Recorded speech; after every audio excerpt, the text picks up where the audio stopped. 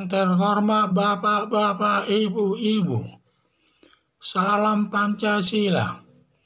Bapak-bapak, Ibu-ibu yang melihat video saya ini, tolong jangan lupa subscribe, like, dan di-share.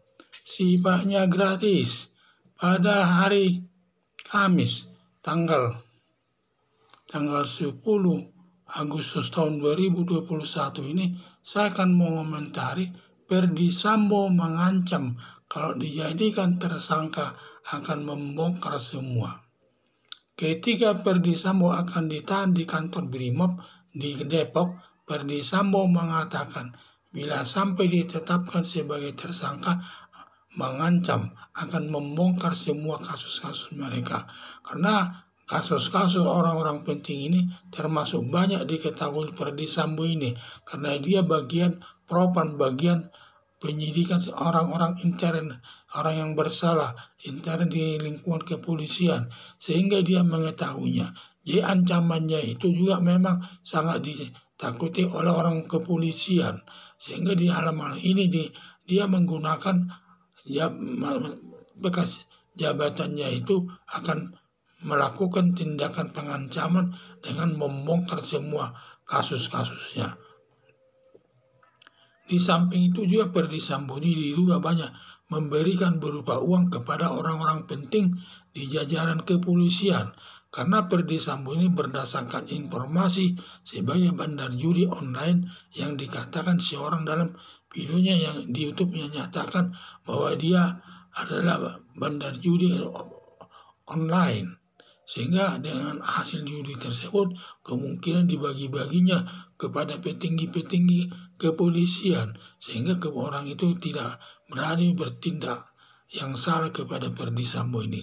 Tetapi Barreskrim tidak takut sama ancaman Ferdy Sambo, tetap dibawa ke Makobrimob dan ditahan di sana, dan istri dan anaknya tidak boleh menjenguknya, sehingga sangat ketat dilakukan penjagaan Ferdy Sambo itu di Depok, sampai Brimob disuruh menjaganya, karena Brimob itu adalah pasukan paling ditakuti di lingkungan kepolisian.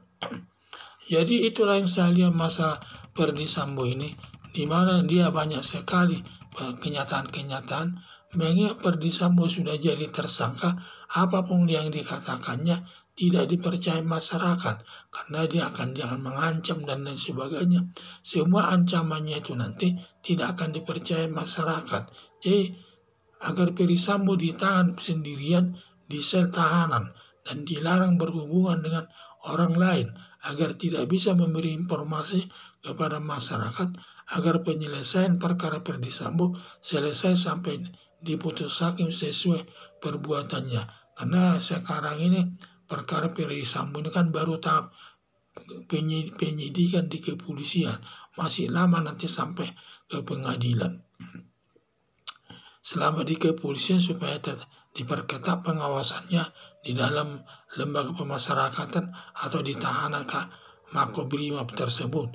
Jangan sampai ada orang yang bisa berhubungan dengan dia di sana, sehingga dia tidak bisa memberikan informasi macam-macam yang sifatnya mengancam aparat kepolisian tersebut, sehingga mereka tidak terganggu menjalankan kegiatannya memeriksa Ferdy Sambo dan yang lain-lainnya tersebut.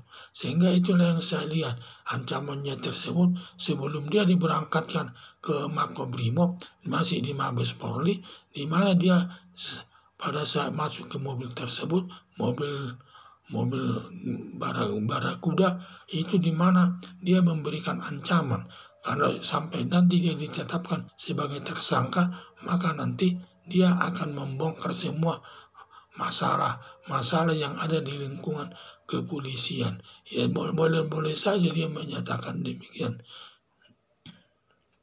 Walaupun jasa Ferdy Sambo ini banyak diberikan kepada orang kepolisian, termasuk orang-orang penting di kepolisian, tentu mereka tidak akan menanggapinya, karena yang lebih penting tugas utama. Apalagi tugas ini sudah dibuat peringatan presiden sampai 3 kali agar mengungkap kasus yang sebenarnya apa yang terjadi dan tidak boleh ditutup-tutupi, sehingga Barreskrim menetapkan Ferdy Sambo ini sebagai tersangka. Sebenarnya Ferdy Sambo ini banyak sekali pengaruhnya kepada orang-orang kepolisian, termasuk orang kepolisian yang berpangkat tinggi dan juga yang sederhana pun pangkatnya, banyak pengaruh jabatannya.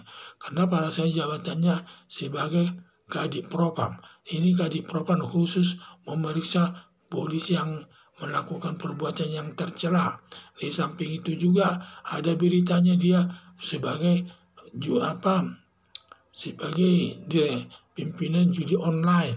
Diduga dibagi-bagi uang kepada petinggi Polri, dan semua uang judi tersebut ikut dibagi-bagi sehingga mereka semua kebagian, sehingga tidak berani ikut campur tangan dalam masalah ini, sehingga sampai Ferdy Sambo berani mengancam kalau sampai dia ditetapkan sebagai perkara, sampai dia ditingkatkan ke tahap penyidikan, maka dia akan mengancam akan membongkar semua kasus-kasusnya tersebut.